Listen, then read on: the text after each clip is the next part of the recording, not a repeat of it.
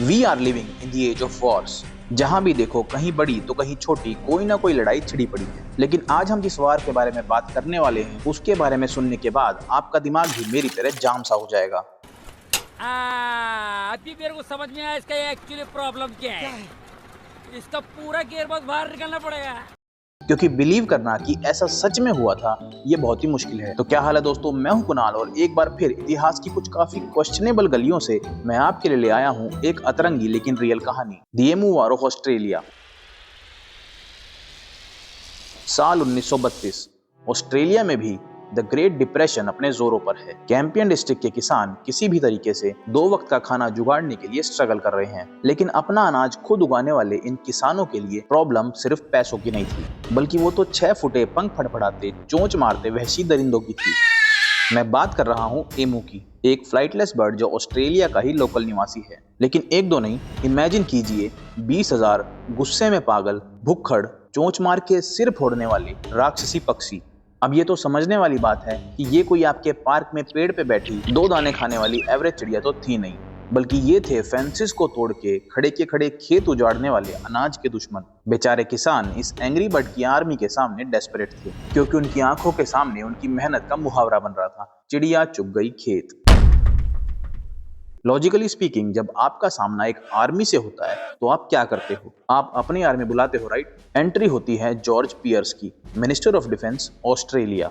अब सभी नॉर्मल लोगों की तरह शायद आप लोगों को भी यही लगा होगा कि डिफेंस मिनिस्टर क्या करेगा इसमें, ज्यादा से ज्यादा बोल देगा कि भैया वो स्केयरक्रो लगा दो या मजबूत फेंसिंग करो, टूटनी नहीं चाहिए।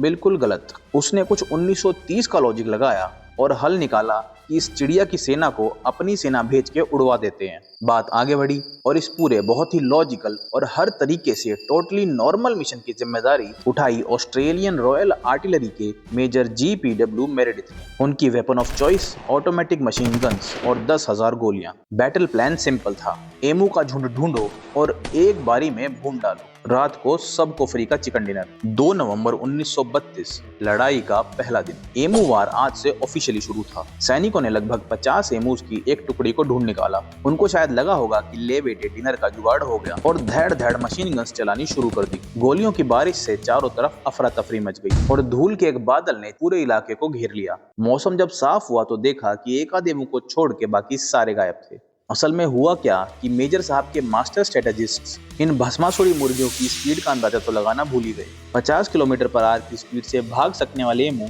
गोली खाने के लिए लाइन लगा के थोड़ी खड़े रहने वाले थे। पहली गोली चलते ही वो निंजा की तरह कूदते कूदते चारों दिशाओं में फैल गए। हाँ, 1-2 बेचारे शहीद हुए, लेकिन 99% सपाटे मारते मारते गायब हो गए। दूसरा दिन। पहले दिन की बेइज्जती के बाद मेजर जी की फौज एक नए आइडिया के साथ आई। उनका मानना था कि इन मशीन गन्स को एक स्टेबल बेस की क्या जरूरत है। क्या सोच है रे तेरी, मानना पड़ेगा। एक काम करो, इनको ना जीप के ऊपर लगा दो, रोला तो तभी जमेगा। लेकिन अनफॉर्चुनेटली ऐसा हुआ नहीं। रोला जमने की वजह पिघल और गया, क्योंकि एक तो ये एमूस पहले ही ब्रूसली की तरह कूद कूद के गोलियों से बच रहे थे। लेकिन अब जब उबड़ खाबड़ खेत में उछलती गाड़ियों से फायरिंग होने लगी तो जो 1-2 निशाने पहले लग रहे थे वो भी मिस हो गए। रिपोर्ट्स बताती हैं कि मेजर साहब खुद बड़े हैरान थे कि ये पंखों वाले प्राणी हमारे काबू में कैसे नहीं आ रहे। हालत ये हो गई थी कि दूसरे दिन के बाद अब ये लड़ाई कम और कॉमेडी स्केच ज्यादा लग रहा था। Media and public reactions. दोस्तों, जैसे कोई भी खबर मीडिया में उड़कर पहुंचती है, वैसे ही उड़ती उड़ती ये भी पहुंची। पूरी दुनिया ने ऑस्ट्रेलिया की मिलिट्री का मजाक उड़ाया। न्यूज़पेपर्स ने भी एमू वार की खूब हेडलाइंस छापी। जहां दुनिया ऑस्ट्रेलिया पर हंस रही थी, वहीं वहां की लोकल पॉपुलेशन में इस बेवकूफी को लेकर थोड़ा गुस्सा भी था। और भाई हो भी क्यों ना, जब द माइटी ऑस्ट्रेलियन आर्मी को बस बड़े पक्षी धूल चटा सकते हैं तो गुस्सा तो आएगा ना। The sorry retreat. 1 हफ्ते की बेइज्जती और हजारों बर्बाद हुई गोलियों के बाद गवर्नमेंट के पास पीछे हटने के अलावा कोई और रास्ता नहीं बचा था। मेजर साहब और उनके सैनिकों को दुम दबाकर वापस लौटना पड़ा, क्योंकि रिजल्ट के नाम पर सिर्फ खाली बुलेट्स के शेल थे। जीत के बाद एमू और भी बावले हो गए और फसलों पर हमला और भी तेज कर दिया। कुछ टाइम बाद बेचारे फार्मर्स ने एक बार फिर सरकार से मदद की गुहार लगाई। अब गेस करो उसके बाद सरकार ने क्या एक्शन लिया? ये बिक गई है गवर्नमेंट, अब गवर्नमेंट में कुछ नहीं है। अब की बार तो फेंस लगाई होगी ना? नहीं, वार 2.0। एक बार फिर से आर्मी को चिड़िया उड़ाने के लिए भेज दिया गया। अब की बार अप्रोच थोड़ा अलग था, तो एमूस कंपैरेटिवली थोड़े ज्यादा मारे गए, लेकिन रिजल्ट में ये थोड़ी सी इंप्रूवमेंट इसके साथ जुड़ी हुई कॉस्ट और एफर्ट को जस्टिफाई नहीं कर पा रही थी। भाई भैंस को घास खिलाओ या बादाम, करेगी तो वो गोबर ही ना। आप कहाँ के ज्ञानी बाबा? फाइनल आउटकम, अल्टीमेटली मानव और दानव की इस लड़ाई में जीत पंखों वाले दानव की हुई। मिलिट्री को वहां से परमानेंटली हटा लिया गया और दूसरे कम खर्चे वाले तरीकों को अपनाने के बारे में सोचा जाने लगा फाइनली, राइट। तो ये थी ऑस्ट्रेलिया की एपिक एमू वार की कहानी, जो हमें सिखाती है कि कई बार प्लान कितना भी फुल प्रूफ हो, गड़बड़ कहीं भी हो सकती है, स्पेशली अगर मामला 6 फुटी चिड़ियाओं का हो तो।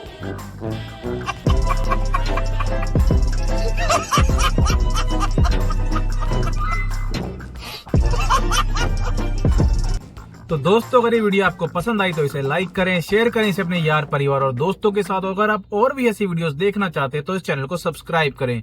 इससे होता तो कुछ नहीं है, लेकिन दिल में अच्छा लगता है। बाकी मिलते हैं आपसे नेक्स्ट वीडियो में। मैं हूं कुणाल, जय हिंद।